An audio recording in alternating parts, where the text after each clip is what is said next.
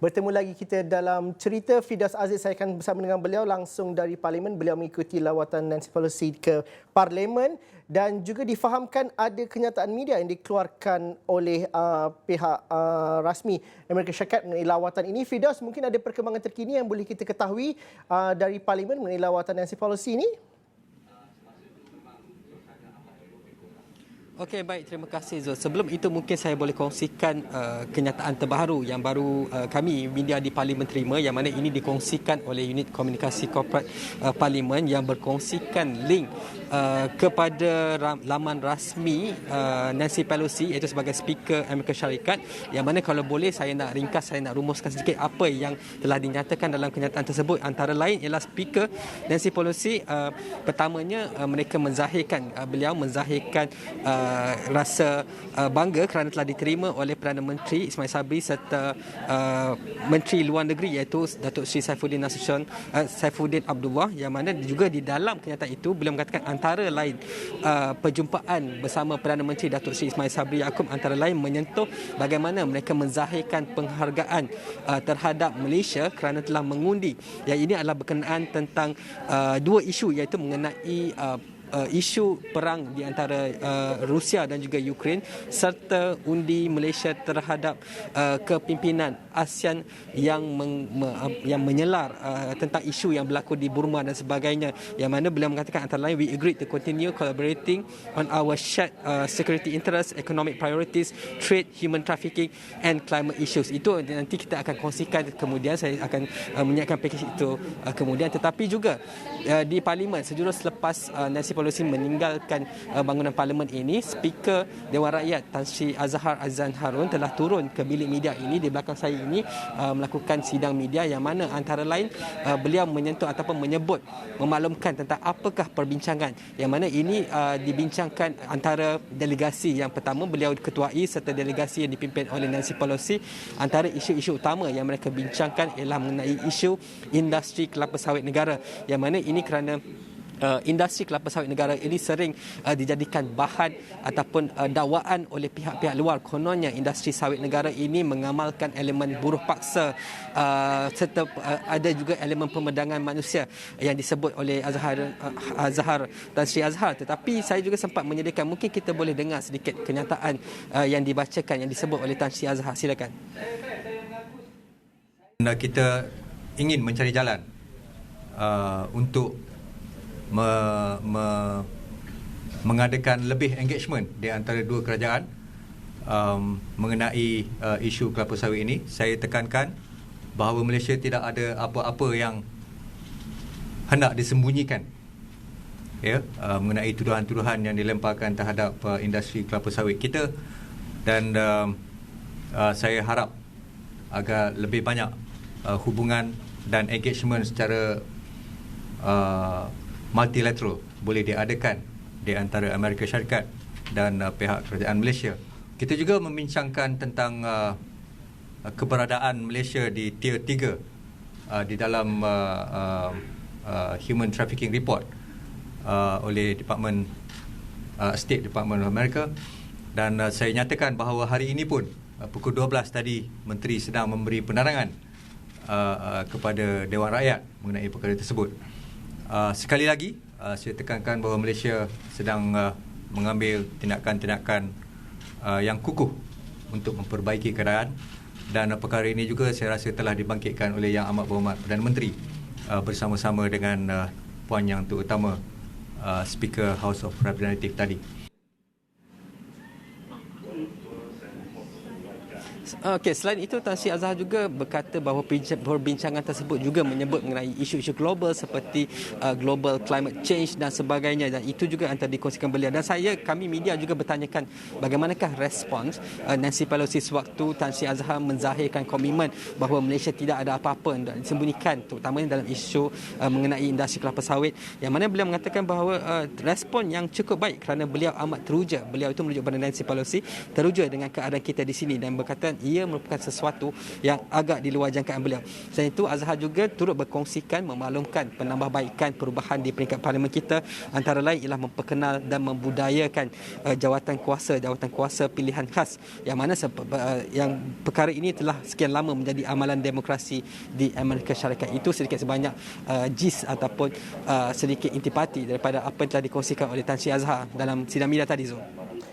Dan juga Tuan Yang Utama Nancy Pelosi juga mengadakan majlis sesi makan tengah hari dan juga bertemu dengan Perdana Menteri dan juga beberapa menteri kanan, dan juga mungkin Firdaus boleh update pasal perkara itu satu, dan juga adakah beliau sudah meninggalkan Malaysia pada ketika ini?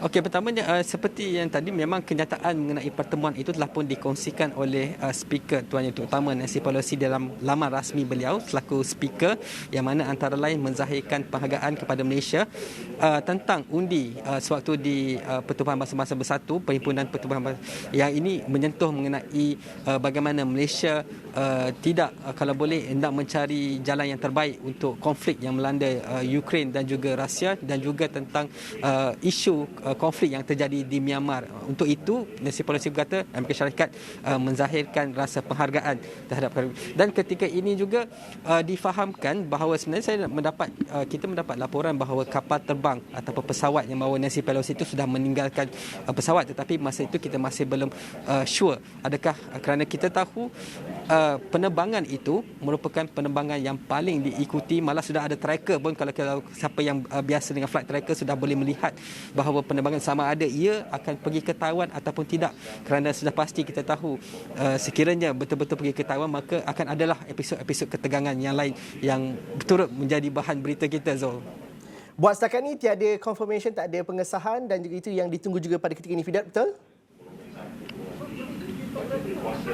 Betul. Memang tak ada pengesahan lagi. Firdaus, kalau ada masa sedikit lagi, kalau saya dapat ceritakan, di Parlimen juga sekarang ini adakah masih lagi berlangsung penggulungan RUU Kawalan Produk Tembakau dan Merokok, dan kalau ada perkembangan terkini yang kalau dapat Firdaus berikan dari Parlimen, apakah ceritanya sekarang ni? Okey, sebentar tadi sewaktu Hasimi sedang bersiaran langsung dengan Zul, memang kita mengikuti rapat, kerana ketika itu Menteri Kesihatan Khairy Jamaluddin sedang menggulung rang undang-undang kawalan produk tembakau dan juga merokok 2022 ini, yang mana sering kita kenali ataupun kita ringkaskan sebagai Generational Endgame ataupun GEG, yang mana kita tahu daripada semalam kita dapat lihat pelbagai reaksi, yang mana semalam juga kita lihat bagaimana sebelum Khairy membentangkan RUU tersebut untuk bacaan kali kedua, beliau telah berkongsikan beberapa pindaan, yang mana ini merupakan antara sebahagian besar yang diminta oleh Jawatan Kuasa Khas Kesihatan, Sains dan Inovasi yang dipimpin oleh Ahli Parlimen Bandar Kuching Dr. Kelvin Yee, yang mana antara lain mereka meminta untuk revise semula denda maksimum, yang mana kalau peruntukan itu memperuntukkan RM5,000 untuk generational endgame ataupun individu yang berusia 18 tahun yang lahir pada tahun 2007 dan akan berusia 18 tahun pada 2025.